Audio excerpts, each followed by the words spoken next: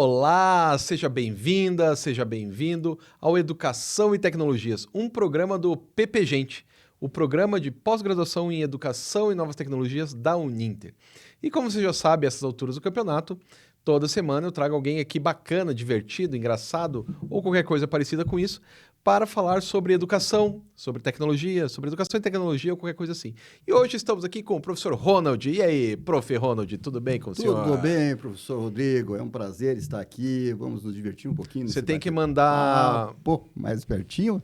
Isso, não, você tem que mandar o recado para as secretárias, porque senão elas vão ficar bravas contigo. Um grande abraço para as secretárias. Olha para aquela câmera ali. Aquele ali, um grande abraço para a Jennifer, para a Letícia, para a professora Amanda, que também vai estar assistindo, e todos os professores, colegas. Porque senão elas vão ficar bravas com você. Bem bravas. Então é bom. Já matamos este problema. Isso, ótimo. Já resolvemos este problema. Me deu uma paz no coração agora. Isso. Então, assim, bicho, primeiro agradecer, né, por ter vindo aí e tal. E tem uma coisa que é sempre a primeira pergunta que eu faço no programa, que é o seguinte. Sim. As pessoas imaginam que a gente nasce pronto, né? Então, o professor Ronald um dia acordou, abriu os olhos e já era mestre em Direito, e já dava aula no curso, e já era coordenador, vice-coordenador de curso, e já tinha feito tudo. E não é assim, né? Você passou por um monte de perrengue, imagino. Sim. E daí, a primeira pergunta é, como foi sua vida do término do ensino médio até aqui? Mais ou menos isso. Bom, para começar, obrigado mais uma vez por estar aqui, professor. E foi bem interessante, muita luta. Realmente, o professor adivinhou. Luta. Todo mundo. Todo mundo. E do ensino médio para cá foi interessante. Eu terminei o meu ensino médio no Colégio Estadual do Paraná. Fazia, olha só, prótese dentária. Uau! E aí, fui servir exército, saí do exército e fui trabalhar numa empresa. Antes eu trabalhava numa empresa, mas era literalmente servente de obras. Né? Quando eu falo servente, é aquele de pegar na massa mesmo. Sim. Aí eu fui trabalhar numa empresa e uma seguradora. Ali na seguradora eu comecei, não me interessava pelo direito, né? Eu me interessava por outras áreas e trabalhava ainda num setor de sinistro, olha só, sinistro de pessoas. Começar a analisar. Quem morria, a gente passava lá na minha mão. Nossa, mórbido. Eu fiquei especialista em ler laudos cadavéricos. Seguro de vida, né? E aí, essa empresa que eu trabalhava, eles tinham um setor também de sinistro de automóveis. Aí, meu pai sempre tinha, assim, algum carro velho para pegava de alguém, arrumava, né? Eu comecei a aprender, sabia também como é que lidava naquelas coisas. E aí apareceu num momento lá um processo, assim, de automóvel, né? Eu comecei a olhar, poxa, mas isso eu entendo e tal. Aí me convidaram, né, entre aspas, porque o empregador não convida, só vai fazer aquilo lá. Convidaram, tipo, vai. Aí eu passei a também fazer regulação de sinistro, chama-se regulação de sinistro, para ver se tem coerência, o seguro, aquilo que se pede para pagar. Na área de automóveis. Meu avô fazia isso, cara. Sério? Olha só que legal. Meu avô, ele fazia seguro de... Na verdade, eu tive 3 avós, né? Um por parte de pai e 2 por parte de mãe, porque minha avó se separou e casou com outro cara. Então, tô falando desse outro cara que é meu avô drasto. Mas eu considerava como avô igual os outros 2. Na verdade, mais até do que meu avô paterno, que foi um cara sempre meio distante.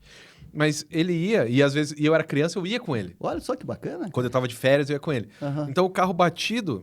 Ele ia lá, não sei se é a mesma coisa. Ele chegava no lugar, ele entrava meio embaixo do carro, tirava foto para saber se fazia sentido. Exatamente, com o que está no orçamento. Com o que estava lá. Exatamente. E para saber se o carro já não tinha uma batida prévia. Se não tinha um feito seguro com ele batido. Isso, coisa assim. Que é para... E eu fiz exatamente isso. Teve uma época que até fazia vistorias também, depois eu analisava. E fiquei durante 8 anos nessa empresa. Que legal. E durante esses 8 anos, a partir do quarto ano, porque daí eu comecei a direito, me interessei, porque envolvia também muitos processos, né? E aí começou a me interessar, disse, vou fazer direito, né? E lidava muito com os advogados, aliás, era um advogado aqui no Paraná. Os advogados que era um? Só. E depois, mais tarde, surgiram mais outros, né? Eles foram se modificando, se modernizando. E aí me interessei pelo direito e fui fazer direito. E naquela ocasião, apenas 3 faculdades em Curitiba Era a Federal, a PUC e a... Direito. E o Direito Curitiba, eram as 3. E eu fiz na Direito Curitiba, não passei já na primeira prova, passei numa segunda prova e me formei, né? Sim. Mas nesse interim foi interessante, porque chegou um momento assim, que eu era no 4º ano, que daí eu já estava completando meu 8º ano na empresa, eu disse, eu não quero mais trabalhar com seguro, eu quero ser advogado. Claro. E aí, dei uma de louco, para variar, né? Quem diz que advogado não é louco mesmo. E disse, vou advogar. E naquela época a gente podia tirar a carteirinha e advogar, fazer algumas audiências, fazer alguns atendimentos como estagiário da OAB. Era diferente de hoje. Hoje você não pode, você normalmente pode ver alguns processos, pode fazer algumas coisas mais administrativas. E naquela ocasião, não. Ele podia. Então, eu peguei a carteirinha. Você começou a advogar antes mesmo de se formar? Um ano antes, né? Eu completei o 4º ano, fui tirar minha carteira da OAB, de provisória, né? De estagiário, era estagiário. E comecei a advogar, né? Passei fome, perrengue e tudo mais. Sorte que, na ocasião, tinha um conhecido meu, que tem até um escritório de contabilidade até hoje. E eu falei o meu interesse. Ele, não, mas eu tenho uma salinha aqui no meu escritório, aqui, venha cá, você não precisa pagar nada, me ajuda. Né? E realmente eu ajudava mais do que o que me deu Era uma cilada, Bino. Era uma cilada, mas uma cilada legal, porque o escritório dela ficava a 50 passos de uma delegacia. E literalmente virei advogado de porta de cadeia. Advogado da porta de cadeia, muito bem. Né? Então, acha como é que é. E aí foi legal, porque me deu uma experiência, mas sempre assim, mais trabalhava do que recebia. Claro. Muito legal. Mas você é jovem, né? Eu era jovem, né? E eu recém-casado, veja só, né? Tinha uma criança pequena. Não, então, daí já não é tão legal assim. Não era tão legal. Foi assim um perrengue bem legal. Bem interessante, né? Deu uma experiência na vida, né? De saber passar os perrengues sem se apavorar. E diante desse caminho, eu até um dia sempre gostei, né? Pô, eu quero ser advogado, né? Quando você toma aquele gosto pela coisa. E eu queria aprender como é que se fazia audiência. Ia nos fóruns assistir audiência. Que legal. Ia lá para pegar o traquejo, ver como é que o juiz se comporta, o advogado se comporta, né? Em todos os níveis. Só não consegui ir vara de família, que é segredo de justiça. Mas isso é interessante porque me parece que o pessoal hoje, na maior parte das vezes, não tem esse interesse. A gente tem que implorar, sabe o que você falou bem, professor? Porque eu atendo lá no núcleo de prática jurídica e peço, façam audiências, vejam, doença, né? E chega no final do semestre, tem um semestre inteiro, 80% não vai, poucos vão, né? Você tem que comprar, vale nota, né? Uma atividade. E, na verdade, a audiência é tudo. Eu acho que esse interesse... E isso eu estou vendo em outras áreas. Não tem a ver com direito. E não tem a ver com Curitiba. E não tem a ver com o Brasil. É mundial, né? Uhum. Nós temos um problema que parece ser mundial. O Johan Hard fala isso. Sim. Jonathan Hard. E o Johan Hari. Porque são dois caras, né, com nomes parecidos. E os dois falam que falta um certo objetivo nesse pessoal que agora tem lá pelos seus 18, 20 anos, que não tem objetivo mais. Eles fazem o que mandam, meio um pouco de má vontade, um pouco porque não sabem o que querem, mas eu me lembro quando eu era mais jovem, eu fui lá, tem uma coisa nova chamada internet, querem ver? Pô, eu fui lá, eu entendi, eu tinha um desejo de aprender. Né? Tudo bem que talvez por isso a gente tenha virado professor, mas ainda assim, eu vejo meu pai que nunca virou, quer dizer, até virou professor de matemática quando era mais jovem, mas ele tem um desejo de aprender e tal, que me parece que os mais jovens estão perdendo. Né? Perdeu. É um entusiasmo, né? Isso. Eles ficam parados até o gás, assim. Eu acho que a tecnologia, de um lado, melhorou muita coisa na nossa vida. Realmente, facilitador da nossa vida foi a tecnologia, sem dúvida. Sim. Só que, por outro lado, eu acho que a juventude foi prejudicada. Se auto-prejudicou. A educação... nesse sentido, acabou. A educação tecnológica parece que obliterou o pensamento, né? O jovem, aquela angústia, eu quero aprender algo a mais, porque a tecnologia dá a impressão de que vem tudo que você pronto, já sabe tudo.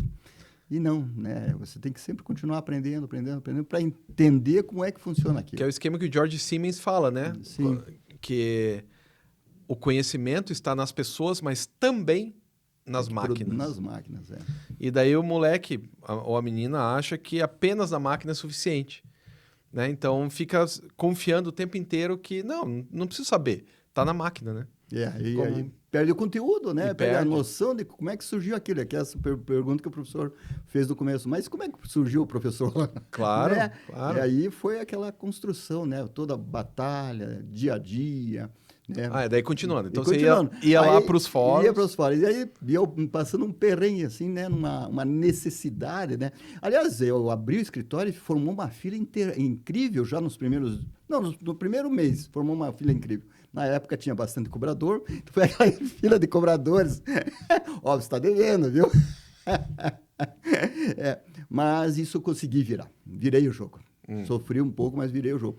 E nessas idas ao fórum, eu encontrei uma pessoa que disse, olha, vejo você aqui direto, né? Mas eu também vejo você direto, né? Ele fazendo audiências, um advogado, assim, já de idade. Olha, você o que é? Estudante? Eu estou estudando e vim aqui para aprender, quero aprender com a prática, né? Você não quer trabalhar comigo? Me fez um convite. Que massa. E aí fui trabalhar com ele, fiquei 3 anos trabalhando com ele.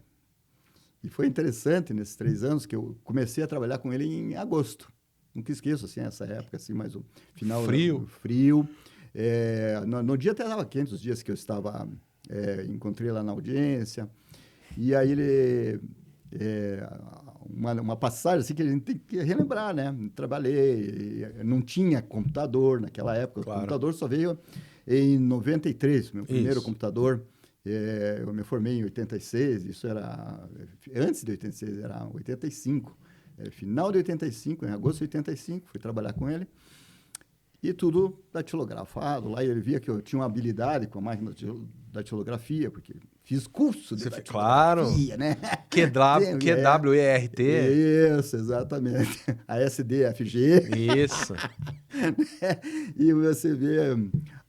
aí fiquei 3 anos. Nesses 3 anos, uma parte mais interessante foi no começo. Quer dizer, teve várias partes interessantes, assim, né? E no primeiro mês, assim, eu tinha um recesso, sempre tem na Justiça do Trabalho, um recesso, e ele fazia o mesmo recesso da Justiça do Trabalho. Ele passava algumas casos cíveis, ou assim, até mesmo penal, que iam lá, mas ele fazia mais área trabalhista. E um dia eu lá trabalhando, assim, já ele, um dia antes do recesso, você fica aqui trabalhando mais uns 2 dias, porque se vier alguém, você atende, depois faz uns 10 dias aí de descanso. Eu tudo bem lá, trabalhando lá. E pensando nas minhas continhas, puxa, final de ano, durão aqui, recebi alguma coisa, mas não paguei todas as... Aí ele chega para mim assim, dá tá para você assim, né? Que você trabalhou muito bem, tá para você um presente. Eu disse, naquela época um cheque, né? Abri assim o cheque. Quando eu abri o cheque assim, quase que eu levanto e dou um beijo, né? Saudava todas as suas dívidas. Saudava todas as minhas dívidas e sobrava um pouco ainda para passar o final do ano, né? Se o Miguel nos ouvir, muito obrigado, Miguel. Você fez uma grande coisa naquele ano e outros anos, né? Aprendi muito com o Miguel, era um grande colega, né? Espero que ele esteja vivo, ainda com saúde, faz anos que eu não o vejo, mas bem legal. Então, e assim fui galgando, trabalhando. Depois comprei o meu próprio escritório, uma salinha que se trasse uma causa grande, um tinha que sair. De 2 por 2, né? 2 por 2. Não era uma sala, era um cubículo. Era um cubículozinho, assim, tinha até tinha um banheirinho, olha só. Que bom. Então já era alguma coisa, né? Era ali na 13 de maio, e bem legalzinho. Fiquei também alguns anos ali. Depois mudei também, fui trabalhar com uma colega ali no Nosso Banco. Olha só que interessante. Nosso banco, onde tem o Banco do Brasil. E eu esqueci ali, um pouquinho antes de eu ir trabalhar nessa seguradora, eu trabalhei num escritório de contabilidade, como office boy. Claro, fiz isso aí também. E quando eu voltei a trabalhar que ficava nesse edifício Nosso Banco, quando eu fui trabalhar com essa moça, né, que acabamos namorando depois, no mesmo banco, Nosso Banco. Então, você não lembra de Nosso Banco? Nosso Banco. Do lado da Galeria Suíça, quase em frente à Galeria Minerva. Sei, ali na Rua 15 e tal. Aqui tem o Banco do Brasil. Tu fazendo propaganda aqui do banco. Não tá. É apenas uma localização geográfica. Isso, né? Então ele fica ali, bem no centro ali. Né? Fiquei ali também quase 20 anos ali, né? Nossa. Então são sempre longas as datas, né? E mais de 3 mil audiências realizadas, entre trabalhista, civil, criminal, previdenciário, família, fiz muito família. Teve uma ocasião que o próprio juiz da disse, pô, doutor, o senhor está separando todo mundo lá da área de Almirante Tamandaré e isso deu certo, né? Conhecido, e um falava para o outro, né?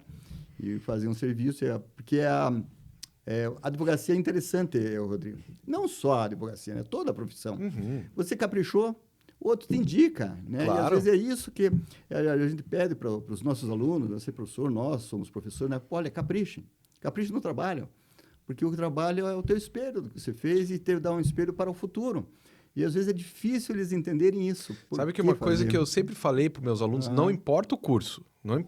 E olha, já dei aula para tudo que é curso nessa vida. Eu sempre falava para o pessoal, olha, quem vai te dar o emprego vai ser alguém desta sala. Você não sabe quem é ainda. Porque ninguém sabe quem é. Ninguém sabe quem que vai prosperar antes vai chamar. Mas um de vocês vai prosperar. Vai entrar numa empresa grande. E em algum momento essa empresa grande vai precisar de um segundo cara. Exatamente. E ele vai chamar você. E ele não vai chamar o cara que é gente fina, que toma cerveja no bar. Ele vai chamar o que é melhor na sala. Tudo bem. O melhor na sala também tem a ver com ser legal, ser bacana e tal. Mas não vai chamar um cara que não faz nada. Exato.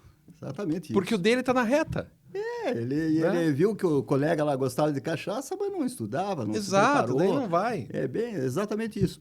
E é interessante, né? A gente vai trabalhando e vai galgando, né? E às vezes, puxa, eu não fiz propaganda, né? Não precisava, porque você fez o trabalho. Sim, o seu trabalho é propaganda. E foi a própria propaganda. E tem uma ocasião, e gosto de contar essa aí, porque também foi um momento marcante, né, na minha vida. Esse colega, daí eu abri meu escritóriozinho, e ele disse, olha, eu não vou... você vai fazer trabalhista? Não, eu não quero fazer só trabalhista. Eu posso fazer criminal, fazia tudo, clínico geral, né? Você está ainda começando, porque a partir do 3º ano que eu deixei de trabalhar com ele, eu estava no 4º ano de formatura. Então, eu estava no início de carreira ainda. 4º ano depois de formado. Depois de formado, né? Então, você vê só que eu trabalhei naquele escritóriozinho sozinho, daí eu recebi o convite, fiquei 3 anos com ele, e aí eu disse, agora eu ganhei um pouquinho de dinheiro, comprei essa salinha monstruosa. Claro, que se você desse, dava para abrir os braços e tocava nas duas paredes. Mas veja só como ela na verdade, foi monstruosa, porque me deu uma alavancada na minha carreira, assim, né? Então, a gente não pode menosprezar. Era pequeno, mas em compensação em conhecimento. Lógico. E aí, deu uma valorizada super legal. E eu atendi, olha só, ele me mandou um caso criminal. Para mim, assim, uma briga de vizinho. Opa! Briga de vizinho, né? Eu disse, puxa, mas briga de vizinho? Não, tudo bem. Fui lá, atendi a pessoa, conseguimos solucionar de bom grado para a pessoa. Aí ele falou para mim, olha, mas eu tenho mais um caso aqui de um negócio de separação. Você faz? Faço, vamos lá. Essa pessoa morava lá em Almirante Tamandaré. Legal, foi rápido. Eu não morava em época nem em Colombo. Opa, não, mas daí é longe, né? É longe. Não tinha nada. Mas é que o meu escritório ficava ali na 13 de Maio, próximo aos pontos de Almirante Tamandaré. Os ônibus de Almirante Tamandaré paravam ali na Flávio Cavalcante, né? Não, Flávio Cavalcante Carlos Cavalcante. O cara que falava... Isso, é isso. Na Carlos Cavalcante, naquela quadra, assim, e o pessoal, e ele pegava o ônibus ali. E aí ele disse, olha, eu vejo o seu escritório aqui, uma janelinha, eu vejo lá, tá, que legal.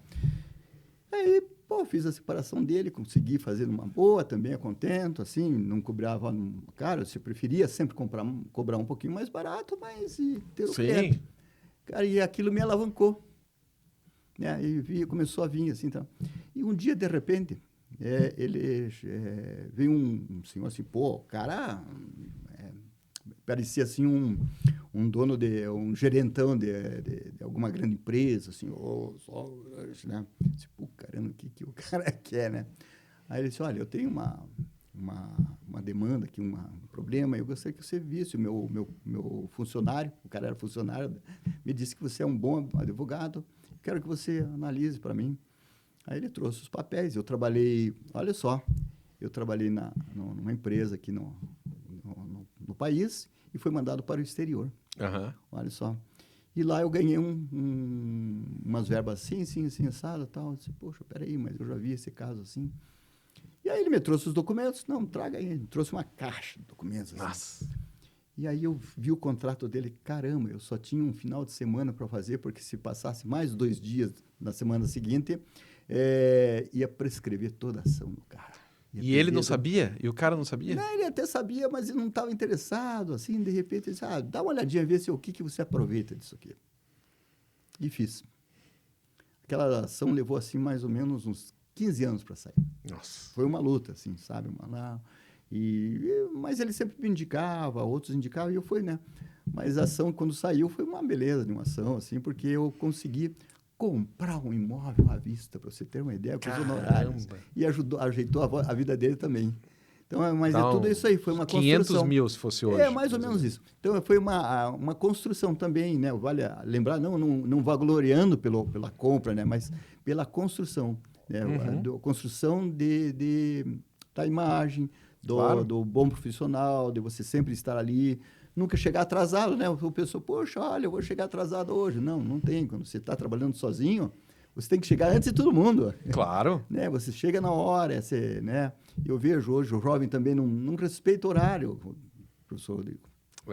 Isso é um problema sério, né? O respeitar o horário não é o seu horário, é respeitar o horário do outro. Sim, o outro está lá à disposição.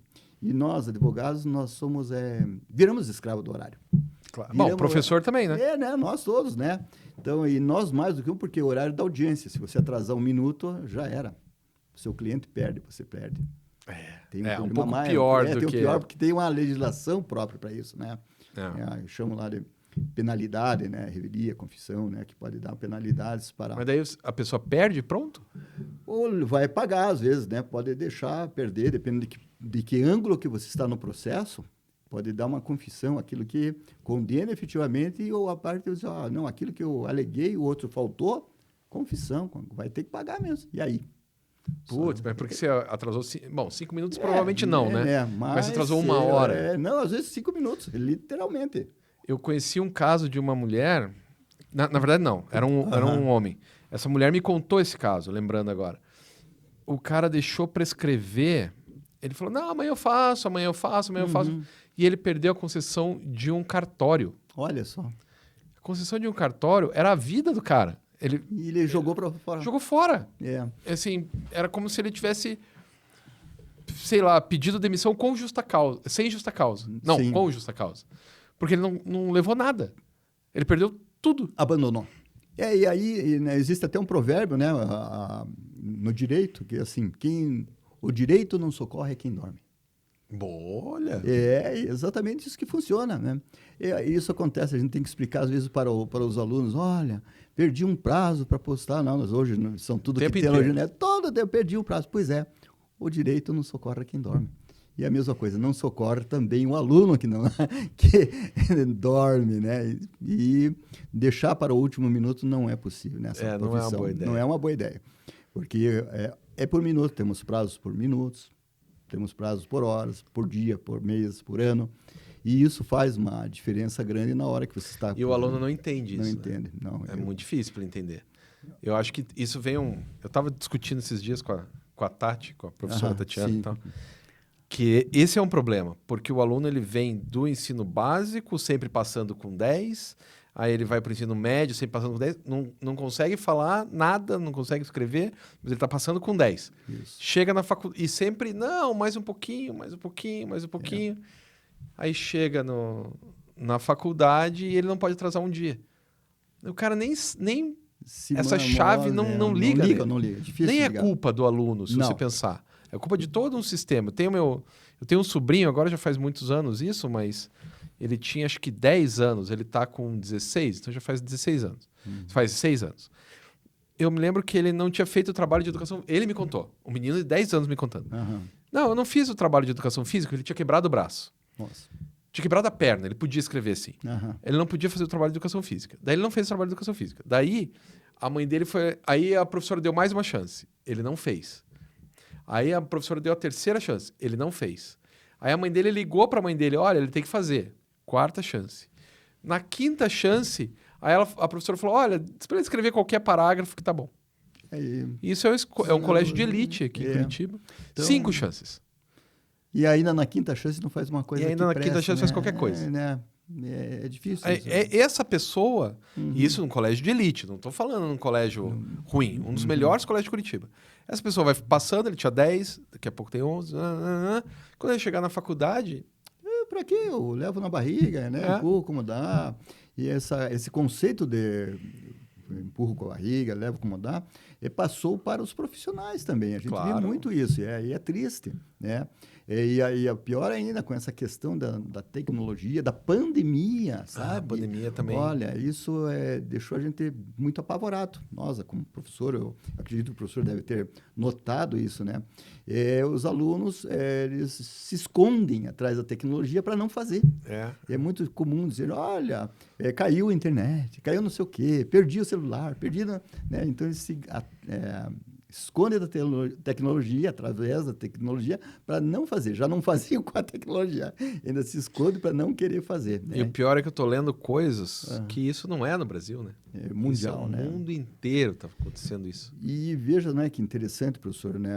Eu acho que a Finlândia, se eu não me engano, a Finlândia agora, né? Eles aboliu completamente agora que nós estamos fazendo aqui e quase o governo levou um massacre, né? Sim. Proibiu o celular Na escola. Na escola. Na Finlândia, eles literalmente aboliram para que as pessoas voltem a ler. Ler, né? Mas a Finlândia, antes de fazer isso, eles colocaram o tablet na escola. Eles colocaram, né? Era só tablet, as crianças perderam a capacidade motora. Daí os caras falaram, eita, isso aí não vai dar certo, não. Aí voltaram atrás e, tudo bem. Daí, isso é do livro do Jonathan Hart. Sim. Né? Aquele... Caramba, esqueci o nome do livro agora. Juventude Ansiosa. Isso. Daí ele fala, olha, se você não tirar... E daí ele usa esses estudos aí. Tipo, você tirou Tem muita gente, muitos alunos, muita criança, adolescente, que tá com TDAH. Sim, né? Transtorno de déficit de atenção. Fizeram lá na Finlândia, ou na Dinamarca, acho que foi na Dinamarca esse, um estudo com 1.500 pessoas. 750 e 750. Então, 750 continuaram usando normal os seus celulares. E 750 tiraram o celular por um mês. Jovens. Jovens, assim, 16, 17 anos. Sim. Ficaram um mês sem celular. Eles pararam de ter TDAH. Olha, E os outros continuaram a ter. A influência da tecnologia... Então, não é que tenha TDAH. É porque o celular deixa você disperso. Exatamente. Isso está no livro do Foco Roubado, é o nome desse livro. O celular tira a tua atenção de um jeito que você não tem mais foco, né? Você perde foco. a concentração que devia ter, porque o livro, né? Você faz uma viagem, né? Entra na cabeça, entra ali, viaja, literalmente. Você cria aquela imagem na sua mente, quando você lê com calma, com cautela, para profundidade. E sumiu. Aí você tem a mensagem ali, 3 palavras, telegráfica, né? Deveriam fazer até um código telegráfico, né? Um código Morse para o celular, para talvez incentivar. Já inventaram, chama-se emoticon. Emoji, né? Um Morse emojificado, né? Emojificado.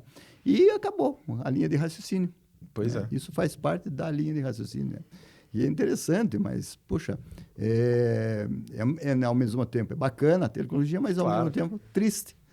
Então, a gente vai galgando, tentando melhorar a juventude, né? E daí tem uma coisa muito interessante que eu estou falando o tempo inteiro para todo mundo que me ouve. Que tiraram o celular da escola, né? Tiraram o celular, mas não foi a escola que deu o celular, né? Não, exatamente. Opa! Então talvez a conscientização não tenha que estar na escola, Exato, né? Tem que estar nos pais. E o pior, né? Não é só a escola, eu acho em todos os níveis de educação. Claro. Todos os níveis. Eu tenho... Meu vizinho tem 10 anos, aí... tá com TDAH, não sei o quê, coitadinho. Daí eu falei, deixa eu ver esse teu celular aqui, cara. Assim, eu tava falando com a mãe dele, e ele o tempo inteiro no celular aqui. O tempo inteiro. Presta aqui só um pouquinho. Ele ficava entre 8 e 9 horas no celular por dia. Por dia. Todos os dias. Eu vi durante 2 semanas, que dá pra você ver, né, no celular lá. Eu vi durante 2 semanas, 8 horas e meia, 8 horas, 9 horas e 10. vai ter atenção como? E aí perde a atenção, perde o convívio social, claro. quer dizer, não tem uma experiência de vida. E não gasta energia. É. Porque tem 10 anos, tem que gastar energia, tem que sair correndo, fazer chutar bola, né? Ter aquela interação social que... Tem que perder a tampa do dedão, jogando bem. Importantíssimo isso, claro. Para criar anticorpos, inclusive. Exatamente. Perder a tampa do dedão é a coisa mais importante que existe. Sabe que perder a tampa do dedão eu nunca fiz, porque eu sempre joguei de futebol, de tênis. De tênis, Mas minhas canelas eram todas roxas, o tempo inteiro roxo. Ou era da bola, de uma canelada de alguém. Sim, sempre, né? Ou era o pedal da bicicleta. Quando queria fazer manobra e errava, vinha na canela. Como uma delícia. É sensacional. Delícia. Mas continuando, então. Vamos lá. E aí, né, continuamos com já com quase 30 anos 28 anos de advocacia. Eu disse, puxa, mas eu quero fazer algo agora com esse conhecimento todo que eu tenho arrebanhado. Já estava em quase 2.000 e poucas audiências realizadas. E aí eu disse, puxa, mas eu quero também galgar a área de docência. Achava sensacional, sempre achei é algo assim, um ideal. Aquele ideal. Puxa, eu quero ser professor, né? Mas eu não me sentia preparado. Olha só, com todo o conhecimento que eu tinha. Mas aqui dar aula é uma coisa, atuar é uma coisa, dar aula. E aí eu pensei, sabe uma coisa, vou fazer umas especializações. Estavam surgindo as especializações aqui no nosso estado. Alguns estados tinham especializações, né? Em algumas faculdades, não eram todas. Por exemplo, na época que eu comecei a fazer, na Mackenzie, em São Paulo, tinha especializações. No Paraná, daí surgiu, na Federal até tinha, mas não no meu horário que eu queria, porque eu precisava trabalhar. Claro, claro. E aí surgiu na PUC. Poxa, lá teve algumas especializações. Tanto é que daí eu fiz, fazendo propaganda da outra. Né, eu fiz uma especialização. Mas não existia o Uninter na época, né? Não existia. O Uninter foi bem depois, né? Que surgiu.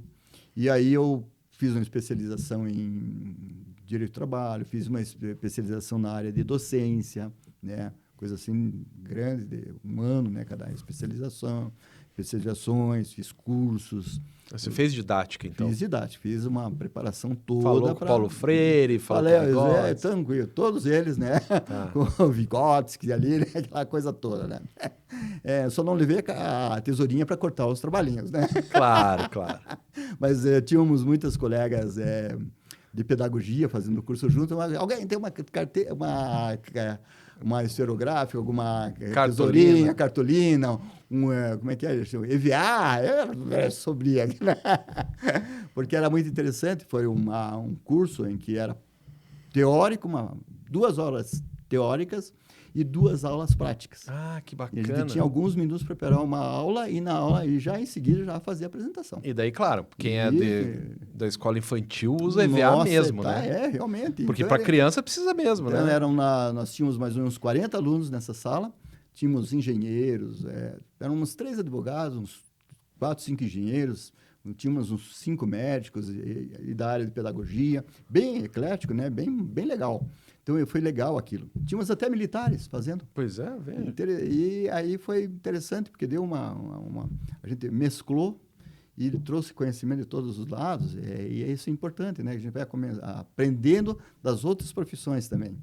Então, me preparei, né, nessa jornada, e aí comecei a dar aula em especializações, né? Fui convidado, comecei primeiro com aula de metodologia, depois com direito de trabalho, e assim foi. E aí conheci, na época, um professor que hoje ele não está mais na Uninter, que era um Vilator. Aí ele, puxa, você não quer me dar uma aula, substituir uma aula lá na Uninter? Aí eu fui. Aí conheci lá o professor André, professor Eduardo, André Peixoto, né? Esse eu conheço faz tempo. Né? Esse professor André Peixoto eu conheço desde os 13 anos. Esse é o seu Eu já tenho 50. Eu conheço ele desde os 13. Tempo, hein? E aí, chegou um momento lá, ele disse, olha, abriu uma vaga aqui. Aí, temos que fazer você quer se habilitar? Quero. Daí, com aquele conhecimento que eu me habilitei, fiz uma banca na época, né? Com o André, que fez parte da banca, uma professora Ingel, ela não está mais Mas era boa essa Ing também. Sensacional ela, né? E Ela fez minha banca também, eu acho. E mais uma outra professora, a Franciele também, né? Que depois A Fran, que foi minha aluna? É a Franciele Mores? Eu não sei se ela foi. O sobrenome dela. Ela já veio aqui, a Fran e tal. E ela, estavam esses 3 professores na minha banca lá, fiz a banca, daí foi interessante. E 1 hora e pouco, assim, de perguntas, como é que fazia a aula técnica. Eles estavam... Que ele viu a técnica direito, a professora Ing analisava a técnica da pedagogia, né? E eu usei toda a minha técnica, igual eu tinha aprendido. E encarnou o Paulo Freire ali, Vygotsky junto, né? Não sei qual linha que ela vai agora. E a professora Daniela Moreira auxiliando também no conhecimento jurídico, né? Então é mais... E aí fiz, né? Terminando a banca, eles deliberaram, me chamaram, olha, realmente vamos ter que contratar. E aí deram uma série de explicações. E aí eu me lembro que o André, né, eu não podia perder a oportunidade. Daí, tem mais alguma pergunta? Aí, né, depois de tantas explicações, o professor André realmente tem uma pergunta. Quando é que eu tirou férias? Bem a cara. Eu fiquei cansado de tanta explicação. É isso. Ele, vocês... mas eu não podia perder, né? Vocês já me deixaram cansado antes de começar. Muito bom, muito bom. E aí tô lá, já fazem 14 anos. Eu já tô aqui faz 10. 14 anos, né, na batalha, né? Então já dei aula de várias disciplinas, né? Na área do direito. Já dei aula na área de administração. Sim, já dei aula nas ciências contábeis ali, né? Então, no EAD, né? E no presencial, né? Quando tínhamos. Então, na Uninter aqui já é uma carreira bem grande. Dentro da Uninter, eu já escrevi vários livros, né? Já tenho pelo menos 4 livros escritos aqui pela Intersaberes. Tem um livro fora, né? Porque daí eu fiz o mestrado um pouquinho antes de entrar na Uninter. Que essa é outra coisa que eu ia perguntar agora. Eu entrei no mestrado, né? Fiz o mestrado. Aonde que você fez o mestrado? Eu fiz na Unibrasil, na ocasião, né? Foi muito legal, que envolvia direitos humanos e democracia. Deu um conhecimento assim diferenciado para... Que ano que você fez? Isso foi em 2011, 2010, 2011. Foi ali, né? Que são 2 anos, né? Sim. Então, eu comecei antes de entrar na Uninter e terminei já dentro da Uninter, né? Uhum. E aí foi interessante, porque daí eu galguei, né? Um espaço como professor é importante, né? Claro. Só na especialização dá um conhecimento. E o mestrado... Né? Abre o olhar, exatamente, dá um outro olhar, né? A sua mente explode, né? Explode, você traz conhecimentos. Muito sabe, mais que o doutorado. Muito. Que o doutorado é mais específico, né? Para aquela tese que você vai eu acho que... Eu falo isso para os alunos, né? Para os alunos do doutorado. No mestrado, você é muito cru ainda. Uhum. Então, você comete muitos erros bobos. Exato. Que vão abrindo a sua cabeça. Porque se comete algum professor fala, não. Meu primeiro trabalho que eu entreguei para o professor foi o professor Gilson Queluz, que é o marido da minha orientadora na época. Que ainda é, né? O marido da minha orientadora. Ainda é. Ela só que não é mais minha orientadora. Mas eles ainda são casados. E agora tem uma netinha que fica com eles todas as tardes e tal. E o Gilson, ele riu do meu trabalho. E ele riu gostoso. Ele não riu para me humilhar. Ele riu porque, cara, isso aqui tá tão bobinho. Muito infantil, né? E aquilo, cara, me ajudou tanto. Me ajudou tanto, porque eu falei, nossa, eu tô sendo bobo mesmo, bobinho mesmo. Análise frágil e tal. Aí você vai aprendendo. Quando você chega no doutorado, você não faz mais isso. Não, exatamente. Você já sabe como fazer uma análise, você já entende as bobeiras que você fez antes. Então é bem mais fácil. E sabe que é interessante, né? Eu também, o primeiro artigo que eu fiz, poxa, vou publicar um artigo, me convidaram, escreva sobre esse assunto. E eu lá caprichei. Hoje eu leio o artigo, né? Foi publicado, né? Mas eu leio assim, mas que vergonha. Eu nem falo que publiquei aquilo para não saber, né? Que dá vergonha, né? Porque você realmente, você não tem aquela maturidade. Isso, você até sabe o direito, sabe o que você escreveu. Mas realmente de forma infantil, assim. Infantil pedagógico, infantil metodologicamente, né? E hoje você não comete mais isso, né? Você vai crescendo, vai aumentando por causa do conhecimento. Claro. A palavra certa, né? Pessoal, Conhecimento. Como é que você adquire conhecimento? Estudando. Né? Participando de tudo que é possível, escrevendo, né? Porque para escrever você tem que ler, né?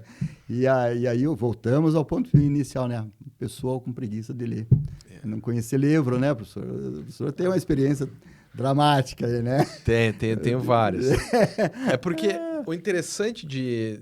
Assim, porque eu pego os alunos do mestrado e do doutorado, né? Sim. O doutorado é mais fácil para orientar, porque eu falo, olha, você tem que escrever, a pessoa escreve e depois eu vou corrigindo. Ó, isso aqui não, e eu vou direcionando ela já mais no texto, né? Eu já estou no texto. Quando o aluno é de mestrado, em geral, eles estão mais crus. Então, assim, primeiro deixa eles fazerem as disciplinas. Eu não falo nada com eles. Porque você fala, você só atrapalha. Então, deixa eles fazerem as primeiras disciplinas. Ok, então agora vamos conversar. Olha, é assim que funciona, é assim, papapá. Aí a pessoa vai... Demora até pegar. Mas quando pega, vai. Isso é muito interessante também. Em algum momento, teve uma aluna minha, que ela até veio aqui, a Nicole. Se as pessoas estão assistindo no YouTube, pode procurar aí por Nicole. Ela... Cara, nunca tava bom. Eu falava, olha, não tá bom. Um dia ela mudou a dissertação. Eu falei, agora você tem uma dissertação de mestrado. Cara, a menina quase chorou. Porque ela tinha... Assim, ela levou uns 8 não. 8 tá ruim. De repente, opa, agora tá bom. Agora você entendeu. E de lá pra cá, do momento que eu falei, agora tá bom, até o final... Ela amadureceu. Porque foi muito fácil. E é um amadurecimento cultural. Isso, e real. Cultural e real, exatamente, né? E de conhecimento. E às vezes a gente não percebe, a gente tem que dar a mão à palmatória. É difícil, às vezes, a gente perceber o conhecimento que está na nossa frente e transferir aquilo para o papel. Aí eu sei, mas eu transfiro aquilo para o papel de uma forma ingênua. Isso. Catedraticamente, nossa, mas é ingênuo o que eu estou escrevendo. Eu tenho que me aprofundar um pouco mais, dar uma interpretação, né? Sem avançar no autor. Às vezes você quer dar uma interpretação e plagia o autor aí. Ou fala que o autor está falando o que não falou. Né? Então é um problema difícil, né? Da leitura, você saber escrever. A dificuldade dos nossos alunos, não só no direito, em toda a profissão. Né? Em todo mundo, não é só no Brasil. No Brasil, é a escrita, né? Essa defasagem, tem um livro do Michel Demurger, chamado A Fábrica dos Idiotas Digitais. Fábrica dos Cretinos Digitais. E ele fala que pela primeira vez, desde que começaram a medir, o QI da nova geração é inferior ao QI da antiga. Meu Deus. E ele vai argumentar que falta leitura, porque as pessoas não conseguem mais ler de uma forma concentrada. De ler, tipo, vamos apagar tudo e vamos só ler? Vamos só ligar uma lâmpada aqui e ler? Não consegue. Então, daí o Michel Demurger escreveu esse livro que é muito bacana. Aconselho a leitura. Eu vou ler isso. É bem legal. A Fábrica de Cretinos Digitais. É muito bacana, assim. E é isso que a gente está vendo. Não é um problema brasileiro. Porque é muito fácil falar, porque no Brasil... Não é o Brasil. Não é. É o mundo inteiro. Até eu vejo só que legal, né? O professor falou aí, né, a leitura. Até essa semana agora, final de semana que passou, a professora Meg me emprestou um livro. Eu falei... Me orientando. Já veio aqui também. Meg, sensacional, né? E ela me emprestou, poxa, você gostaria... Comentamos algo assim da Segunda Guerra Mundial. Olha, eu tenho um livro lá. E ela me passou o livro. Me interessei. Aí, no final de semana, gostei. 2 dias depois, né, só 300 e poucas páginas, eu já devolvi para ela, né? Sim. Aí o pessoal que estava ali, né, entregando, né, nossa, você já leu isso aqui? Já, né? Leitura gostosa, você... Claro, é literatura, né? Poxa. Não é Horkheimer, assim. Mas é que eu fiquei preocupado, porque eu tenho mais 10 livros para ler lá, né? E esse eu tive que passar na frente, porque gostei, né? Mas é sempre assim, né? 1 ou 2 por final de semana a gente lê, né? Claro. Porque você se habitua a ler e gosta, né? E isso que está faltando, né? Mas não precisa ficar, pessoal, não precisa ficar lendo 10 livros por mês, não. Pelo menos 1 por mês já seria legal. Lógico. E que gosta. Um livro que gosta. Né? Não é sempre que você vai só ler livro técnico. Livro técnico é para você se atualizar. Mas uma literatura, né? Você, tranquilo, mas vai se aprofundando. Então, isso e assim, também tem livro que é mais fácil, livro que é mais difícil. Exato. Eu li o Vidas Secas. Hoje eu li a quadrinização dele, feita que foi o meu último convidado aqui, neste local. que é o José Aguiar, né? Aham. Ele e a Fernanda, que é a esposa dele, fizeram a adaptação do Vidas Secas. Sério? Maravilhoso, ficou Sim. maravilhoso. Mas o Vidas Secas, eu li o livro antes, né? Aham. É bem difícil para ler. Ele é não fininho fácil. assim, Fininho, mas mas você é gasta complexo, um tempo, né? Exatamente. Ele usa as palavras e o jeito que ele fala. Muito figurado, né? Isso, assim, complicado. Você tem que se imaginar naquela situação, né? E De viajar. seca, Literal, né? De seca, aquela pessoa andando naquela Nossa, calor. horrível, Dá, né? Horrível, horrível, né?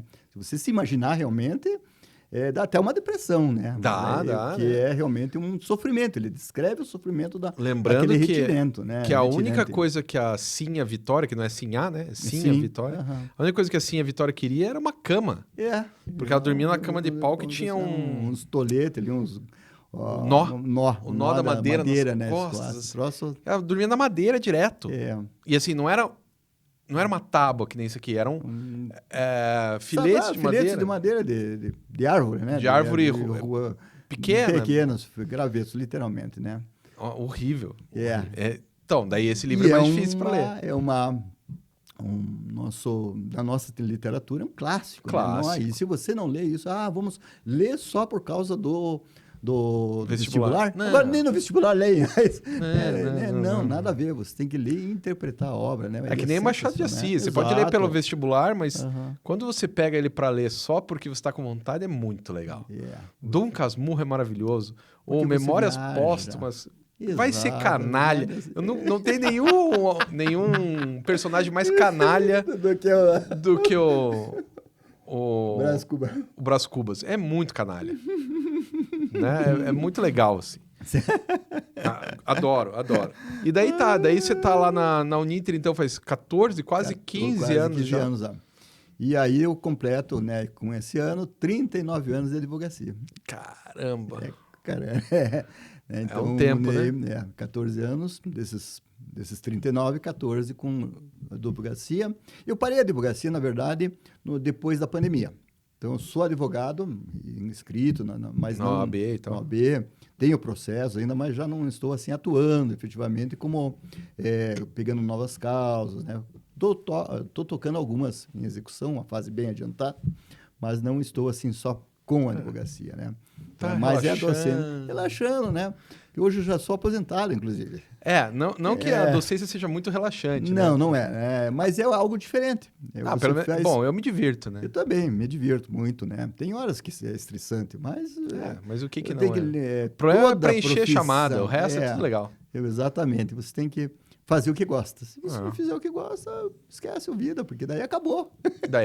Né? Então, eu adoro, né? Então, adorei advogar? Adorei, sempre fui, né? Então, me dedicava, estudava, me atualizava, né? Tanto que nunca tive desgostos, né? Desgosto, eu digo assim, né? De ter problema com o juiz, problema com o colega, graves, né? Graves, assim, né? Isso é normal, o desgosto de não ganhar um processo. A pergunta, né? Sempre ganha todos os processos? Não.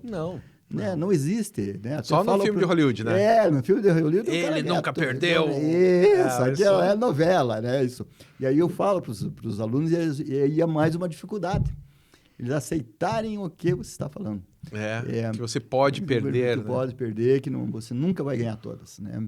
Então, o aluno querer sempre ganhar.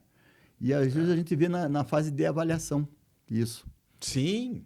Porque aí o aluno, né? Puxa, eu tirei 90, né? Eu tenho que fazer outra prova porque eu tenho que tirar 100, nunca tirei menos do que 100. Assim, calma, não se cobre tanto. A vida não vai ser, você nunca vai ganhar 100. Né? Então, ele tem que aprender. Só que ele foi, de alguma maneira, o ensino levou ele a isso, né? A achar que ele sempre vai ser 100. Que foi o seu exemplo, né? Que você disse lá da pessoa lá que ganha 100, um dia ele não pode fazer, mas daí dão 5, 6 chances para ele ganhar 100 outra vez. Daí o irmão dele, que agora tem 18 e está na Universidade Federal, tá se batendo, porque agora eu tenho que resolver as coisas, eu tenho que fazer os trabalhos, porque tem, né? E tá só quebrando a cara. Porque não teve responsabilidade até agora. E de repente mudou tudo, né? Então... e assim, agora a mamãe não pode... Já tem 18, a mamãe não pode mais assinar. Não. Ele tem que assinar. E olha, uma coisa bem interessante aí, né? Que você falou ali, que até uma época ali eu ajudei bastante, né? Na coordenação lá do direito. E, infelizmente, muitos pais levando e querendo cobrar pelos filhinhos de 18, 19 anos em plena faculdade. É incrível. Quando eu estava na coordenação, sabe que o dia que eu virei doutor, eu larguei a coordenação, né? Mas eu estava na coordenação e uma vez veio uma mulher, e sério, ela devia ter 1,60 m, mais ou menos. Uma senhora já, com um cara que devia ter no mínimo 2 metros. Meu Deus. De barba, assim. E ela falou, ai, meu filhinho, não sei o que. Eu falei, calma, deixa eu só ver se eu entendi. A senhora tá aqui porque o seu filho... Quantos você tem, cara? Tenho 20. A senhora tá aqui porque o seu filho de 20 anos, desse tamanho, com essa barba na cara, não é capaz de resolver o problema sozinho? Acho que a senhora tá errada. Daí a mulher... Daí a mulher saiu e eu resolvi com o cara, porque afinal, né? Realmente, né? Então, é essa noção, né, de responsabilidade muito grande que faltou, né? Falta. Então, E eu tô falando isso faz pelo menos 10 anos, né? Sim, olha eu virei doutor em 2014, então foi 2013, no máximo 2013. Então já faz 12 anos. E o pior é que isso está se agravando, né? Só piora, né? Só piora. Nós temos que dar uma notícia. Pessoal, vamos acordar, né? A geração Z, né? Que tá falando, geração Z, pare de zoiar e ficar dormindo. Dá uma chacoalhada. Dá uma chacoalhada, né? Vamos acordar porque ainda dá tempo. Né? Dá. A geração tem que acordar e ir em frente, melhorar, né? Porque como o direito, se você dormir, ele passa por cima, perde o direito, a vida é assim. Claro, se dormir alguém vai passar. Passa por cima. Camarão que dorme é uma leva. A água leve, tchau, benção. E passa muito rápido, porque eu me lembro, voltando ao primórdio, né? Quando eu comecei a trabalhar que fui o office boy lá numa escritório de contabilidade por poucos meses, assim, por uns 6 meses. E o office boy via as pessoas indo lá, né? Puxa, preciso de documento aqui e tal.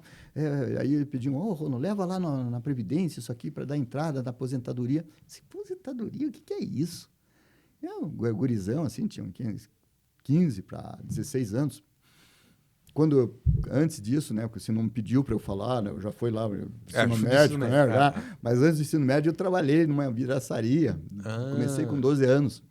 E aí, nessa vidraçaria, mão de obra pesada, realmente, servente. Mas, daí quando eu fui trabalhar nesse escritório, mas coisa diferente, né? Aposentadoria, eu nunca imaginava de aposentar. Pois é, que você não pensa. Não pensa naquilo, né? Porque também com 12, 15, 18, 20, 25 quer jogar bola, anos... quer brincar, você é eterno, né? É eterno, parece que você é um deus, né? Grego lá, né? E só leva cacetada. Isso é bom pra galera ficar esperta, né? E passa muito rápido. Isso. Mas aí passou. Passa tão rápido que acabou o tempo dessa entrevista. Acabou já? Já acabou. Então, se quiser dar uns últimos... finalizar, porque eu olhei o relógio ali e acabou. Então, se você quiser finalizar, essa é a sua câmera. Eu fico extremamente agradecido, professor Rodrigo, por me convidar aqui nesse bate-papo super agradável, uma tarde maravilhosa. E um abraço lá para meus colegas de trabalho, principalmente secretários, né? Porque eu tenho que... eu sei que foi o primeiro introito, né? Mas eu tenho que relembrar. Um grande abraço a todos. E é um prazer. Se quiser outra oportunidade, é só me convidar, estarei aqui presente. Chamarei. Então, pessoal, você que está aí nos assistindo, lembrando que semana que vem temos mais um encontro, mais uma tertúlia, mais um bate-papo aqui neste canal e neste momento divertido do Educação e Tecnologias. Até mais!